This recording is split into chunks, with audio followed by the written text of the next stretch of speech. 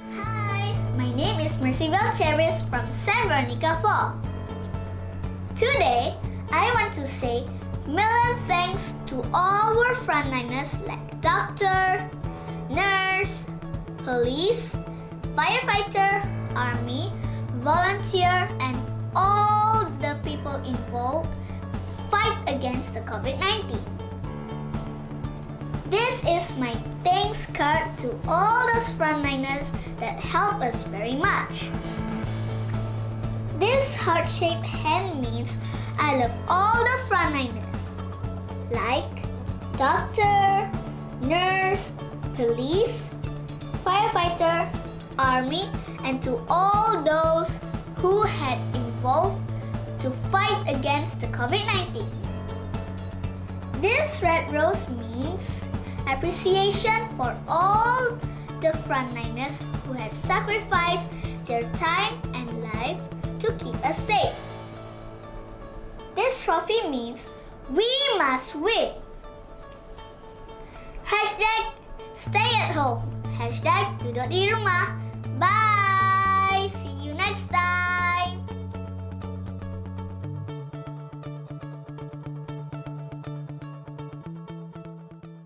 Assalamualaikum, selamat pagi Malaysia, salam sejahtera Asia. Hari ini 25 November 2020, hari Rabu bersamaan dengan 9 Rabiul Akhir 1442 Hijriah. Bertemu kita sekali lagi dalam Sejahtera Asia. Bersama dengan saya Ghazali Zawawi. Terima kasih kepada anda di rumah kerana sentiasa menjadikan Sejahtera Asia antara rancangan pertama menyapa pagi anda.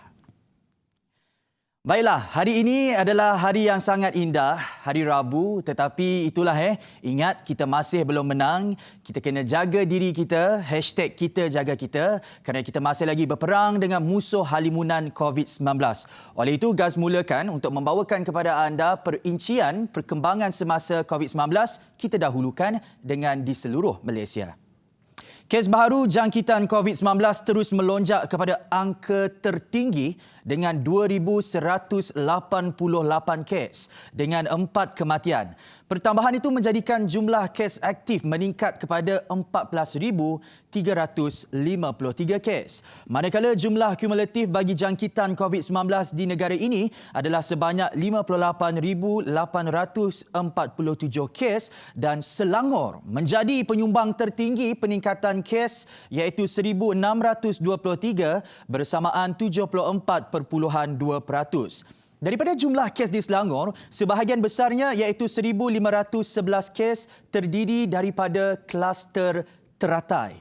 Melihat kepada gelombang ketiga wabak COVID-19 ini, ialah dengan peningkatan kes mendadak pula di Selangor ini setelah kes di Sabah semakin reda, Tan Sri Dr. Nur Hisham Abdullah ada berkata bahawa kerajaan mengambil pendekatan seperti melaksanakan Perintah Kawalan Pergerakan Bersyarat PKPB dan Perintah Kawalan Pergerakan Diperketatkan PKPD di kawasan tertentu. Dan ini adalah untuk menjaga kepentingan kedua-dua aspek iaitu kesihatan dan ekonomi. Seterusnya, Gaz akan bawakan kepada anda perincian COVID-19 di Sarawak yang mana setakat semalam 24 November 2020, satu kes positif COVID-19 telah dikesan di Sarawak iaitu dari Kuching. Kes ini melibatkan seorang wanita bekerja di sebuah pusat membeli belah di Bandaraya Kuching sebagai ejen jualan peralatan komunikasi. Ini menjadikan jumlah keseluruhan kes positif COVID-19 di Sarawak kekal sebanyak 1,056 kes setakat ini. 6 kluster masih aktif di Sarawak, kesemuanya di Kuching, kluster Baki, kluster Jalan Abil, kluster Besi, kluster Seladah, kluster Green Hill dan kluster Wisma Saberkas. Baik, itu adalah perincian mengenai COVID-19 di seluruh Malaysia. Ingin Gaz untuk ingatkan kepada anda, COVID-19 ini tak pernah kenal mangsa. Semua boleh kena, jadi kita kena sentiasa tingkatkan kawalan ke diri, patuhi SOP jika keluar dan sekiranya balik daripada tempat kerja dan sebagainya. Ingat, perkara pertama yang perlu anda buat di rumah adalah mandi. Itu adalah perincian COVID-19. Gaz bawakan sedikit berita baik yang kita lihat berlaku di media semalam, yang mana kerajaan kaji bantuan subsidi kepada pekerja e-hailing. Perdana Menteri Tan Sri Muhyiddin Yassin berkata kerajaan akan mengkaji keperluan untuk memberikan kemudahan pinjaman dan bantuan seperti subsidi minyak kepada pekerja e-hailing yang terjejas ekoran wabak COVID-19. Yalah kata Tan Sri Muhyiddin Yassin lagi dalam posting Facebook beliau semalam, jika dilihat pada sebelum COVID-19, pekerja-pekerja e-hailing ini memperoleh pendapatan sekurang-kurangnya RM4,000 hingga RM5,000 sebulan.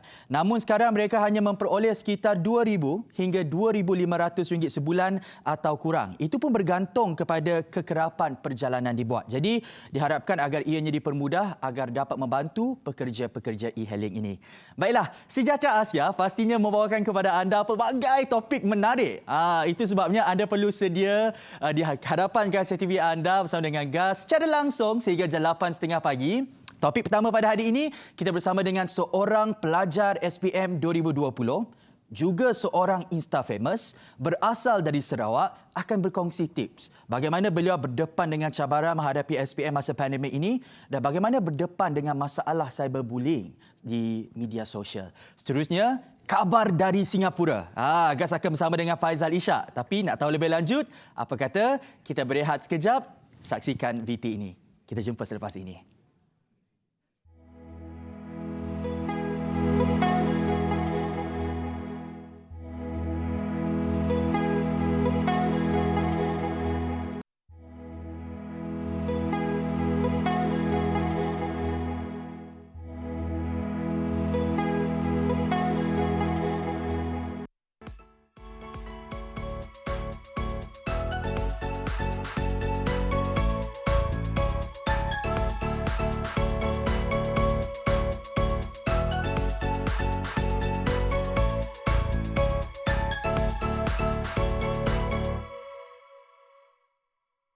Kita orang still continue with online learning. Cabaran yang agak tinggi. Perasaan sedih tu ada tau masa tu. Yeah. Imajinasi dan idea tu pun boleh tercetus. And whether we like it or not, we must embrace that. Yeah. Jangan lupa saksikan Sejahtera Asia bersama dengan saya, Ghazali Zawawi. Saya Jonathan Ding. Dan saya Jessica John dari Isnin hingga Khamis. Pukul 7.30 pagi sampai pukul 8.30 pagi bersiaran langsung di TVS Astro saluran 122. Sejahtera Asia, Daripada inspirasi, kami cetuskan inovasi.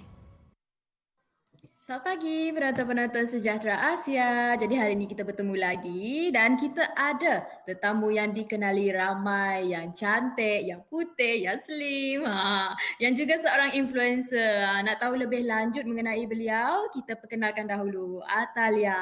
Hai Atalia, apa khabar? Baik. Baik saja. Okey.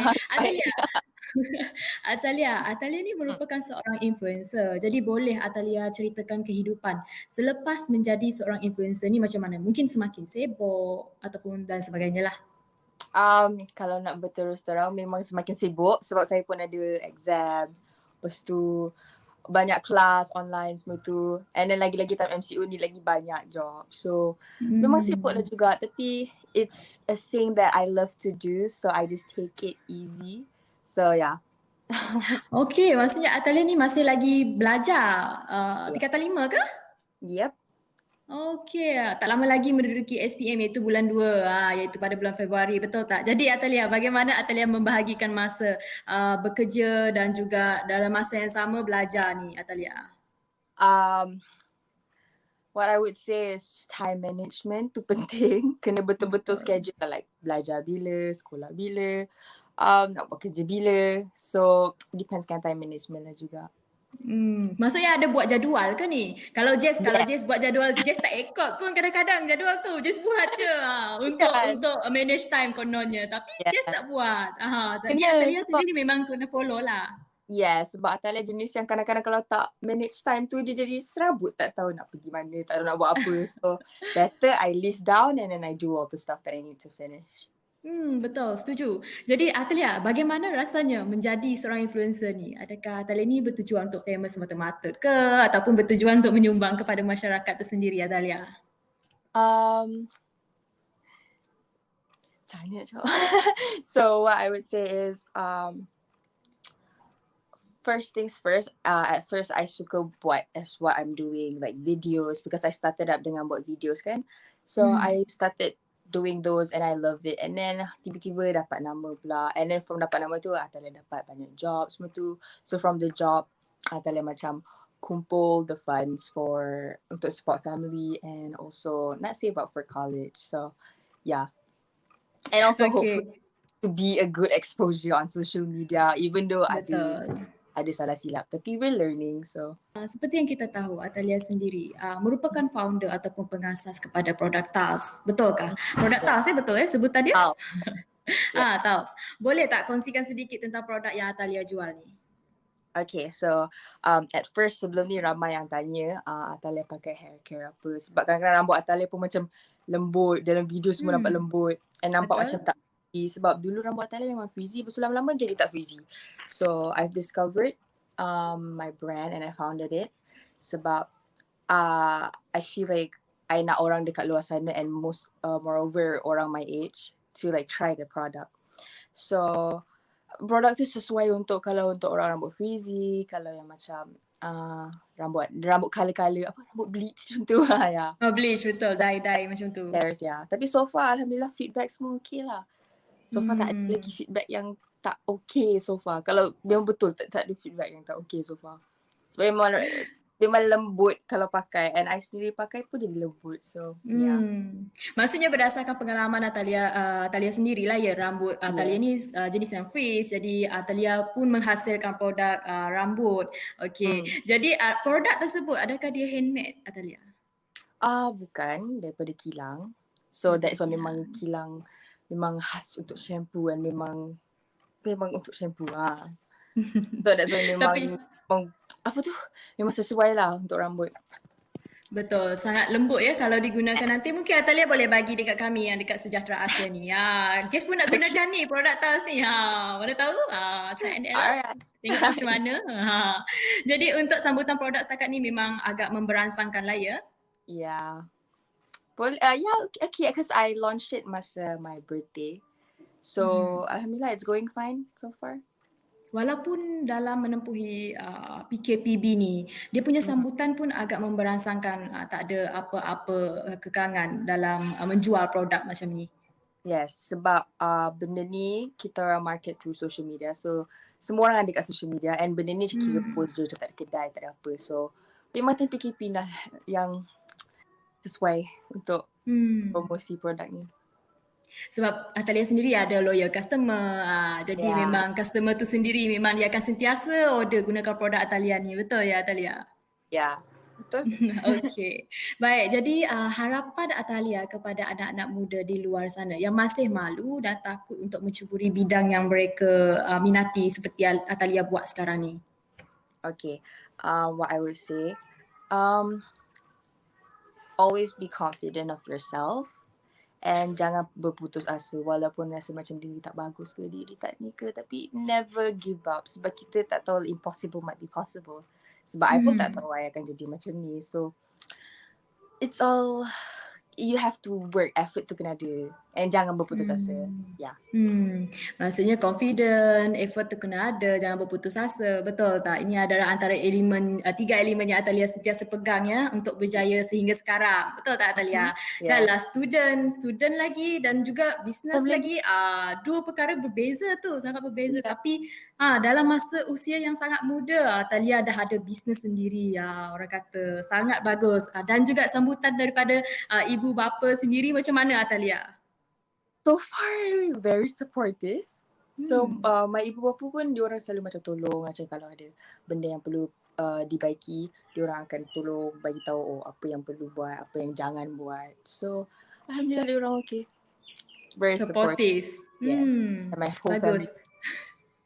Betul. Kalau ada keluarga yang support bisnes Atalia, support apa yang Atalia buat, memang kita lebih bersemangat lagi ya kita katakan. Betul tak Atalia? Betul. Okey, Atalia, sebelum kita mengakhiri segmen ini Atalia ini merupakan seorang penyanyi juga. Boleh tak Atalia hadiahkan sedikit nyanyian List of Me kepada penonton-penonton Sejahtera Asia yang sedang menonton sekarang ni Atalia? Nyanyilah sikit Atalia. Lagu List of Me. Ya. Kalau ada lagu lain boleh juga Atalia. Boleh juga lagu List of Me tu. Okay, jap. Okay. Starting ke chorus macam mana tu? Chorus pun boleh, starting pun boleh. Okay. I can feel your body next to me. All the words you told me to believe. And I wonder if you think of all the leaves of me. Suara pagi-pagi. Sangat sedap. Sebab itulah Atalia boleh jadi penyanyi. Orang katakan package ya, cantik, pandai dan juga boleh menyanyi lagi tu. Baik. Okey Atalia, terima kasih ya kerana meluangkan Thank masa you. dan juga semoga Atalia bertambah sukses dalam karya Atalia. Alright, thank you. Thank you, bye-bye.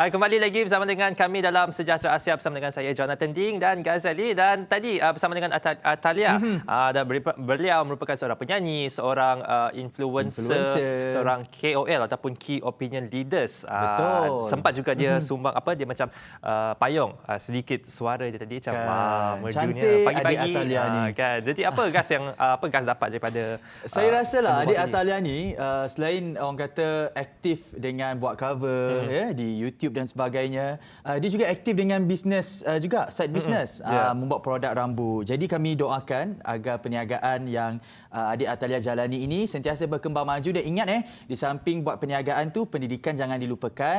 Sebab kita tahu John, SPM tahun ini mencabar disebabkan pandemik. Jadi jangan lupa dengan pelajaran. Okey Atalia? Alright. Okay. Seterusnya. Topik kita seterusnya mengenai seorang pengarah drama atau filem yang telah mengangkat nama-nama pelakon terkenal tanah air serta mencetuskan fenomenanya yang tersendiri. Itu sebablah kita berada dalam segmen Khabar dari Singapura. Sebab beliau berasal dari Singapura. Antara drama yang diarahkan oleh beliau adalah drama Natasha. Guys ingat lagi bahawa drama tersebut telah mengangkat nama pelakon terkenal seperti Fasha Sanda. Juga drama arahan beliau adalah drama Nur Kasih pada tahun 2009 yang telah menjadi fenomena pada masa itu dengan gandingan pelakon-pelakon hebat seperti Aaron Aziz dan Tizakia. Tapi kita nak tanya John lah. Kalau John minat drama atau filem yang genre macam mana? Kalau saya lebih suka kepada komedi, light komedi, fun, romance pun saya suka juga. Apa contoh filem ataupun drama komedi yang John minat tu? Macam Big Bang Theory. Dia yang macam very light komedi yang di mana semua orang boleh faham. Dia macam senang nak digest. Senang nak digest. Dia tak heavy. Tapi ada juga yang suka heavy. Kalau horror minat tak? Minat. Sama lah. Tapi kita tengok dengan orang yang tersayang. John, kalau political thriller minat? Political minat. Sebab Gas ada tanya juga dekat Abang Faizal Ishak ni mengenai filem political thriller, dan kata beliau filem political thriller ni kita kena buat research yang menyeluruh sebelum kita nak hasilkan filem tu. Senang cerita, nak tahu lebih lanjut, apa kata kita saksikan VT ini, Khabar dari Singapura bersama dengan Faizal Ishak. Saksikan. Kembali lagi dalam Sejahtera Asia, kali ini dalam segmen Khabar dari Singapura. Nak dijadikan cerita, Gas bersama dengan seorang pengarah filem, pengarah drama yang terkenal sekali. Banyak drama-drama terkenal arahan beliau, seperti contoh kita ada drama Natasha pada tahun 2004. Dan Gas ingat lagi, disebabkan oleh drama itulah Gas kenal dengan selebriti tanah air kita, Fasha Sanda. Tak cukup dengan itu, pengarah ini juga pernah mengeluarkan sebuah drama juga hasil daripada arahan beliau, iaitu drama Nur Kasih. Jadi tanpa melengahkan masa, Gas perkenalkan kepada anda hari ini Gas bersama dengan Abang Faizal Ishak. Assalamualaikum, apa khabar bang? Waalaikumsalam Gas, sihat alhamdulillah. Jadi bang, yang Gas cakap tadi adalah drama Nur Kasih yang pernah menjadi satu fenomena pada masa itu dengan mencapai lebih kurang 5 juta tontonan. Jadi Ya. bang, untuk drama terbaru abang, Hilang Kasih di Sarajevo ni, drama terbaru di TVS ni, apa Ya. ekspektasi abang untuk drama? Baiklah, saya memang mengharap ia dapat sambutan, iaitu yang utama. Kerana ini dalam Hilang Kasih di Sarajevo ni, saya memperberatkan bukan sahaja jalan cerita kisah cinta seseorang, tetapi juga kita merungkai kembali kisah peperangan di Bosnia. Semasa peperangan Bosnia mencetus pada tahun 1995, ia menjadi satu basis untuk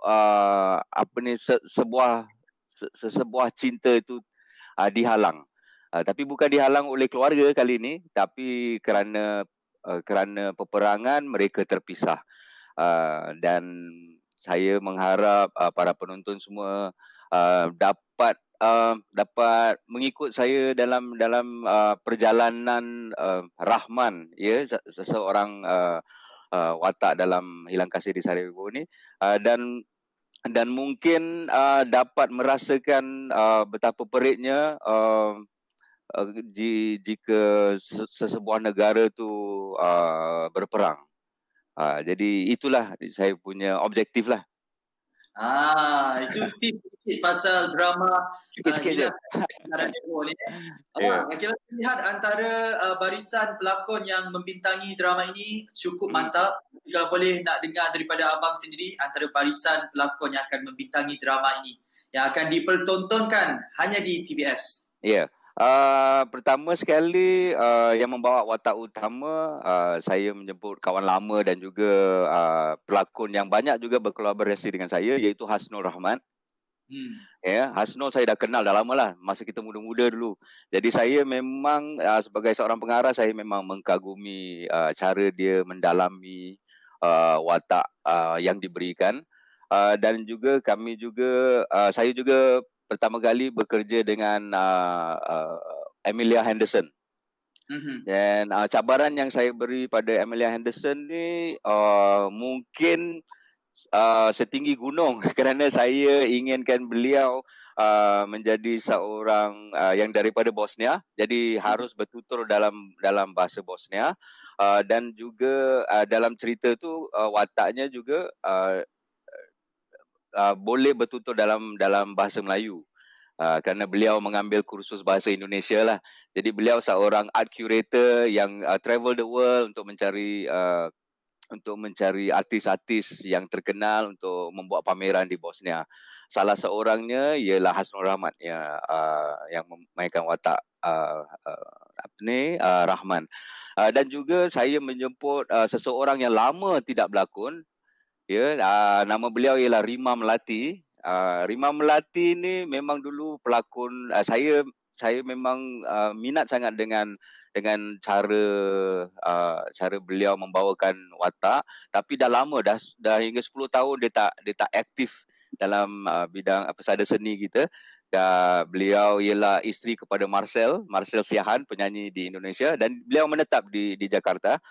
Saya menjemput beliau untuk kembali untuk kita bersama-sama menjayakan Hilang Kasih di Sarajevo. Ada juga pelakon-pelakon seperti Norman Ishak dan juga Fir Rahman yang dalam filem Apprentice. Jadi barisan pelakon dan juga Shanti Feliziana pun menjayakan Hilang Kasih di Sarajevo. Jadi kalau kita tengok barisan dia macam ensemble yang saya pun rasa bertuah lah dan bersyukur kerana mereka semua ingin sama-sama dengan saya untuk menjayakan Hilang Kasih di Sarajevo ni. Jadi saya rasa antara barisan pelakon yang diletakkan ataupun dicaturkan oleh abang dalam drama ini, I think they very complement each other. Jadi itu yang membuatkan kami, especially penonton di Sejahtera Asia dan di TVS tak sabar menantikan Hilang Kasih di Sarajevo ini. Itu mengenai drama.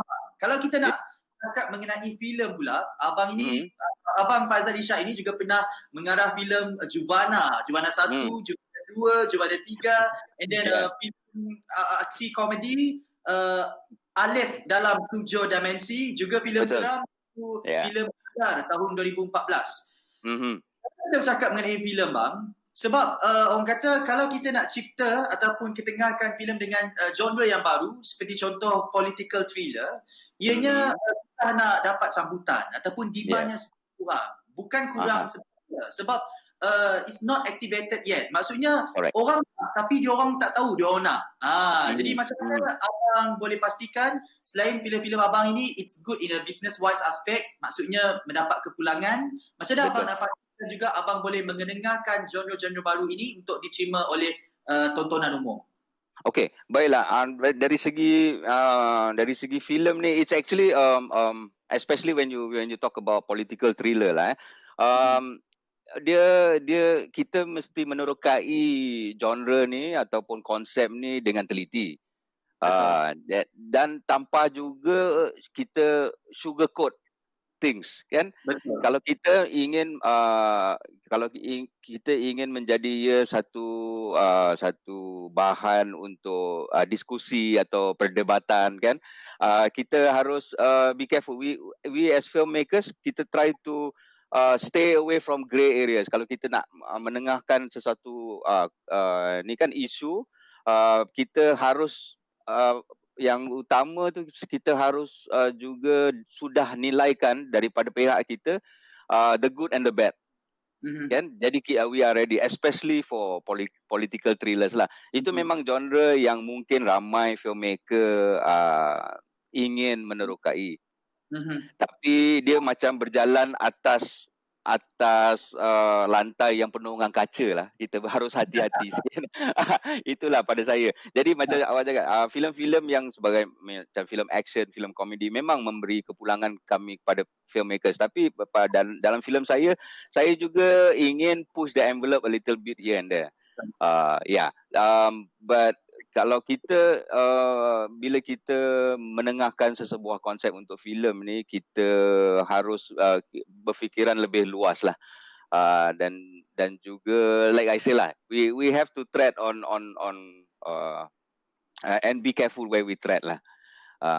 Jadi tapi saya memang actually macam awak tahu je lah guys, saya memang a fan of political thrillers, you know, because there are always betul, there are always different shades of color kan to it, kan. Kita bila sesuatu dilakukan mungkin bukan kerana motif yang sama dengan apa yang kita bayangkan.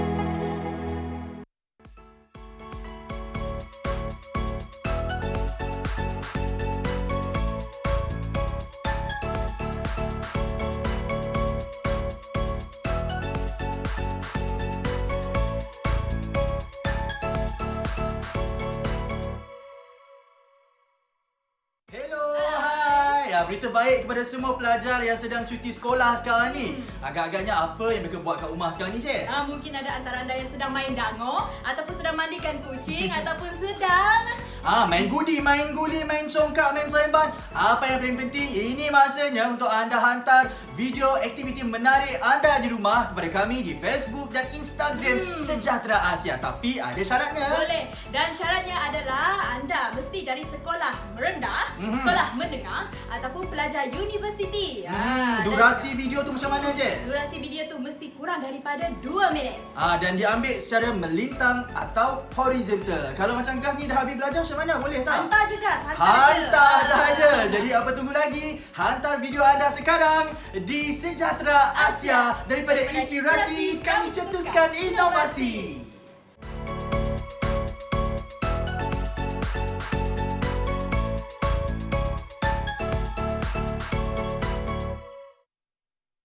Tapi bang, apa komen abang pula kalau kita letak filem political thriller ini sebagai satu filem yang sebenarnya kalau kita lihat dalam generasi sekarang ini, mereka lebih-lebih lagi selepas PRU 14, kecenderungan mereka terhadap politik itu luar biasa sekali. Kita ingatkan Betul. mereka tak minat terhadap politik, tapi baru-baru ini minat mereka terhadap politik ini semakin menjadi-jadi dan it's actually a good change lebih-lebih lagi kalau kita lihat dalam social media. Jadi ada tak perancangan nak buat filem political thriller selepas ni, bang?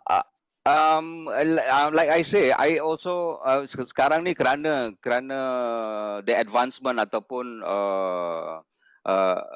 keadaan social media sekarang, kita mendapat banyak terlalu banyak pula informasi daripada dua-dua pihak. From the political side and also from the rakyat, kan? Jadi memang dari segi mungkin jalan cerita, kalau memang saya duduk nak baca semua komen-komen diorang kan, memang banyak angle kalau kita nak buat daripada, jadi di manakah angle yang sesuai untuk kita mempertengahkan. Memang ramai sekarang minat, bukan saja locally. I think bukan saja kerana PRU ataupun locally. I think this phenomenon lah, if you can say it, has happened bila Donald Trump menjadi presiden. When you see about 4 years ago, bila Donald Trump jadi presiden, I think the whole world was interested in politics. Kan kita ingin tahu bagaimanakah landscape politik ni akan berubah, bukan saja locally dan juga globally lah. Dan juga saya pasti dengan COVID-19 ni, ramai orang duduk rumah kan. Lepas PKP dengan lockdown semua. Jadi internet dan social media menjadi avenue kita untuk membaca, untuk memperluaskan lagi pandangan kita terhadap dunia. Tapi there is a good and bad thing juga. The bad thing is that as filmmakers, dengan konsep, dengan content creators, kita macam terlalu banyak pula idea sekarang. Terlalu banyak idea, jadi kita kena duduk. Mungkin kalau saya sendiri ingin menerbitkan satu political thriller, I think I should set up macam a war room with good writers dengan even fellow filmmakers, dengan good writers, because saya rasa ini bukan sesuatu effort yang sepatutnya memperjuangkan seorang diri, because this involves a lot of not only creative thinking, but you have to have kata orang tu devil's advocate in there. You know, kalau boleh, kalau macam ada seseorang yang support parti ni, kalau saya support parti ni, saya harapkan ada seorang yang support parti lain berada dalam war room saya. Jadi kita boleh brainstorm, dan hanya dengan objektif untuk menerbitkan sebuah filem yang mungkin akan challenge the mind and challenge the heart and challenge the mind. Mungkin itulah objektif saya. Apapun yang paling penting adalah message yang nak disampaikan dalam filem tu kena sampai kepada penonton. Dan kalau saya dengan filem ini bukan sahaja political thriller yang mencabar. Filem terbaru abang juga, KL Gangster, pun mencabar juga. Betul. Boleh tak ceritakan? Dengar-dengar akan ditayangkan di iFlix kan? iFlix, betul. Sekarang ni iFlix dah ditukar menjadi MeTV. Kan? Kalau dulu season pertama KL Gangster Underworld dan juga sebuah filem telemovie, dia punya prequel on iFlix. Tapi ada perubahan untuk tahun 2020 ni, iFlix telah menjadi WeTV. Dan jadi KL Gangster Underworld musim kedua akan berada di WeTV. I think it's on the same platform, iFlix-nya platform juga. Cuma diorang rebranding je lah. Jadi ia akan mula bersiar 3 hari bulan Disember, tak silap saya. Dan juga ada lagi satu lah, saya baru habis buat untuk View Malaysia juga. Itu satu komedi lah, Isteri Misteri, sebuah komedi. Misteri, menarik. Misteri. Itu pun saya bekerja kembali dengan Shahnaz Ahmad, dengan Tiz Zakia. Jadi geng-geng lama lah. Okey bang, ni tak ada hasrat nak buat filem atau drama di Sarawak ke bang? Sebab kita lihat di Sarawak ni banyak juga tempat menarik. Kita ada Setubong, Gua Nia, kalau kau pun dekat sini kita ada Melayu, Melanau, Iban. Kalau gas boleh jadi watak Sarawak, kata orang Sarawak. Watak Sarawak ni dia watak penjahat. Oh, okey. Kan memang dari drama di Sarawak bang. Saya memang ingin membuat satu drama, dan ini juga bersama kita telah sebenarnya dalam discussion kerana penerbit Hilang Kasih di Sarajevo, Encik Syarifuddin dan juga Puan Nusaibah Ibrahim, mereka ada satu konsep yang melibatkan climate change. I think climate change ni satu topik yang penting untuk dipertengahkan juga, dan mereka, the backstory is actually supposedly in Sarawak. Jadi mungkin kita letak pressure kat Puan Nusaibah dengan Encik Syarifuddin. Mari kita buat satu drama, because I think climate change will affect kita kan. Dengan the logging effect, the deforestation, I think we should actually put this forward lah. Dan saya akan pressure. Saya dan mana tahu kalau sekarang ni kita ada Hilang Kasih di Sarajevo, nanti ada Hilang Kasih di Kuching, Sarawak. Sounds very nice. Ni nak bercakap mengenai drama dan filem ni, macam mana abang pastikan bahawa abang boleh bersaing secara sihat? Sebab kalau kita lihat, kalau drama itu menang di media sosial, trending di laman sosial dan sebagainya, maka drama itu akan, orang kata, diangkat oleh golongan warganet ni sebagai drama terbaik lah bagi mereka. Jadi adakah percaturan abang buat filem atau drama ini selari dengan tuntutan media sosial semasa ke macam mana? Sekarang ni itu satu aspek yang penting, kerana kita bukan saja sekarang rely on free to air punya ni kan, tapi cara kita aturkan penceritaan kita dalam drama ni harus berubah juga, kerana sekarang I think kerana social media pun people are used to binge watching. Mereka macam dah, kalau nak tunggu seminggu lagi, minggu depan baru nak sambung. I think that is no longer the trend. Mungkin trend kepada certain areas masih lagi yang peminat setia free to air punya channel, mereka boleh tunggu seminggu. Tapi kalau kita nak tengok darah muda ni sekarang kan, orang darah muda ni tak naklah tunggu seminggu lagi. Kalau tak nak tunggu seminggu, they will forget about your drama. So I think dari segi pendekatan kita membuat sebuah drama harus berubah juga sebagai filmmaker, dan itu ialah always work in progress. Jadi saya kalau ingin sedia relevan dalam industri ini, saya juga sebagai seorang filmmaker ni harus berubah, harus get into the psyche of the viewer sekarang. So the viewers mungkin like I say, binge watching, mereka inginkan cerita itu tidak meleret kan, cerita itu ada dia punya konflik, ada dia punya penyelesaian dengan cara yang pantas. So it's more commercial punya style right now, but like I told you, it's still work in progress for me, sebab mungkin cara orang menonton akan berubah lebih laju daripada cara kita ubah penceritaan dalam sesebuah drama. But I will try to keep up. For me, tapi yang penting bagi saya tetap dengan jalan cerita, perwatakan, dan juga the amazing talents yang kita ada, the talent pool yang kita ada. Kita harus pandai menilai dan membuat casting yang mungkin baik. Casting yang baik, technicality yang baik akan juga membuat penonton terpaku dengan sesebuah drama atau filem. Ya.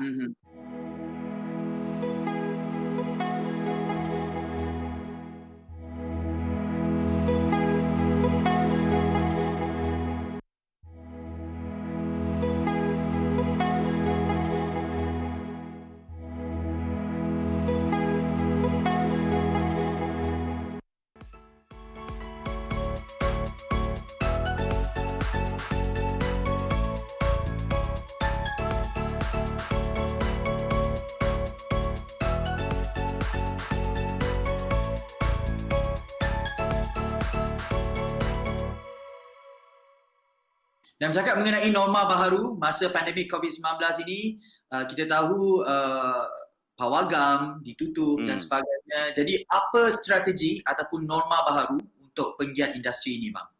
Ya, saya memang bila pandemik ni terjadi, saya dah macam dapat agak yang perubahan yang paling besar ialah filem. Industri filem. I'm not too worried about the TV ataupun yang other platforms like streaming platforms, but saya risau akan cinema sebab cinema is where people datang kan, duduk ramai-ramai, and kerana norma baru ni itu tidak dapat menjadi benda yang sama lagi. So I feel right now cinemas are suffering. And dan juga kerana itu we may suffer because of the films that kita nak produce ke apa. Tapi saya sungguh berterima kasih kerana ada juga platform-platform yang lain sekarang yang mungkin dapat kita cuba meneroka. Of course the platform yang sedia ada macam YouTube semua ada kat situ. Tapi yang daripada dulu sampai sekarang yang sebenarnya yang paling kita risau ialah lanon. Itu yang filmmaker selalu risaukan. Tak kira lah apa platform kita letak pun, lanon tu mungkin lebih laju daripada kita. Jadi that has always, dia bukan masalah yang baru, masalah memang daripada zaman lama juga. Mereka mungkin kita kena lebih kreatif daripada lanon ni lah. Kerana mereka sungguh kreatif. Saya mungkin nak ambil lanon, 2-3 lanon kerja dengan saya. Macam mana korang dapat tahu sebelum kita dapat? Mungkin diorang lebih advance dari situ. So that will remain our biggest problem, even without the cinemas. Tapi tapi walaupun adanya sedemikian, saya rasa kebanyakan filmmaker ini kita tidak akan easily give up lah. Kita tak akan berserah. Kita tetap akan berkarya kerana karya-karya kita ni seperti semasa PKP ni dan lockdown di Singapura pun ada circuit breaker and all that. A lot of people actually realise yang they go back to the arts, kan? Because apa yang dia tonton, teater dekat online, and even the films, filem lama-lama Puteri Gunung Ledang pun dia orang taruh dekat online. We get to enjoy that, and then we realise that the arts ni is important. Tak kira lah filem ke, drama ke, teater, music. When you actually access it through the net, it is still important untuk kita sebagai manusia, untuk ada a spiritual kind of fulfillment. So the filmmakers realize that we are still relevant, we are still important in this industry, sebab kita akan mempertengahkan, walaupun drama-drama mungkin kita push the envelope sikit, kita macam benda-benda fiction ni kita nak kena just push the envelope sikit. Mungkin tak macam real life, pasal kalau betul-betul saya buat real life boring lah kan, hari-hari kita we have to create conflicts here and there. Tapi itu menunjukkan ataupun menjadi sebuah cermin masyarakat. Kalau bukan kita, mungkin orang lain yang menjalani nasib pelakon, nasib watak itu ke. Jadi I think it's still important for us to put forth isu-isu yang penting untuk masyarakat. That's why I respect you, Abang Fazal Shah. Along the way, you akan sentiasa macam struggle untuk fikirkan apa lagi cerita kreatif yang nak dipertontonkan kepada halayak. Sebab kalau kita cakap mengenai kreativiti ni, kita mulakan lah dengan drama Natasha. Di situlah kita lihat konflik seorang pelajar, turun sekolah, adik-beradik menganiaya, dan kita tengok kesiannya dekat Fasha Sanda ni. Betul. Awak bestnya yang abang buat dekat drama Natasha tu adalah Fasha Sanda, dia tak play as a victim, dia lawan balik. Dia buat kita macam okay, lawan balik, you can do that. Lepas itu drama. Kalau kita lihat filem abang, filem Qadar, lakonan Q Haida memang sangat seram bang. Bila Q Haida memakai jubah warna putih, it's actually dia simple aja, tetapi sosok tu dia nampak macam oh my god, benda ni wujud dekat sekeliling ni. Jadi pendekatan itu yang abang letak dalam filem dan drama abang yang membuatkan orang kata kami sentiasa tertunggu-tunggu karya abang. Differentiator Alhamdulillah, Masya ini yang abang letak untuk Hilang Kasih di Sarajevo ni bang. I think that you saying about the differentiation on Hilang Kasih. Sebenarnya apa yang menjadi daya tarikan bagi diri saya bila baca konsep dan membuat, kita juga menganjurkan satu war room lah, saya dengan penerbit dan juga penulis Umi Isa. Kita mengadakan satu war room, jadi kita brainstorm what to do. Tapi yang penting bagi saya ialah untuk go through try to understand. Ini baru saya cakap cuba. Kita ingin cuba sedaya upaya untuk faham bagaimana orang-orang Bosnia go through the war. Tapi lebih saya sebagai seorang manusia ni, lebih saya cuba lebih jauh understanding saya tentang peperangan. Kerana bagi saya peperangan yang tercetus antara the Bosnians dengan the Serbs, this is very personal thought. I think dia memang tak masuk akal. Dia memang tak masuk kerana a difference of opinions by politicians saja. Kerana seseorang politician tu cakap saya tak suka orang Bosnia, mari kita hapuskan mereka. Jadi the more I try to understand, the less I understand. Kerana itu menjadi satu sifat manusia yang susah nak difahami lah. Adakah ia tamak ke kerana tanah ke kerana jadi mereka sanggup menjadi kejam dengan orang-orang yang memang tidak berdosa. Kerana bila saya di sana, orang-orang Bosnia ni menjadi satu inspirasi bagi saya. Kerana setiap pagi bila kita bangun, kita nak pergi syuting, yelah, mungkin semalam kita shoot lewat ke apa, besok pagi kita bangun, mungkinlah muka kita macam muka penat kan, muka tak gembira. Tapi itu tidak hadir kepada orang-orang Bosnia yang membantu kita. Tiap pagi mereka, good morning, what a great day. Dan saya sempat bertanya, kenapa mereka bersifat 100 kali lebih positif daripada kita. Mereka jawab dengan senang je. Kerana diorang cakap, kerana saya tak tahu esok saya hidup ke tak. Kerana saya tak tahu esok mereka akan mencetuskan peperangan lagi. Jadi I wake up.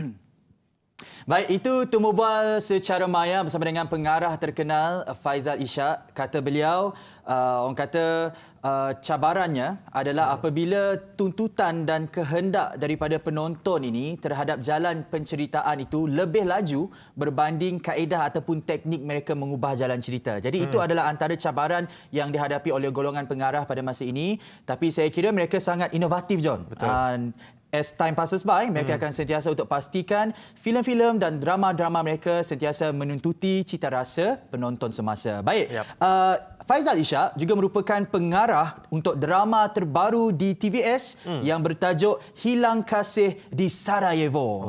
Yang akan disiarkan kepada anda setiap Khamis 8.30 malam, bermula esok sebenarnya 26 November 2020. Drama ini mengisahkan mengenai kehidupan seorang pelukis yang kehilangan isterinya ketika perang Bosnia. Dan kata Faizal Ishak tadi, attitude orang Bosnia ini sentiasa semangat memulakan hari-hari mereka, Don pula.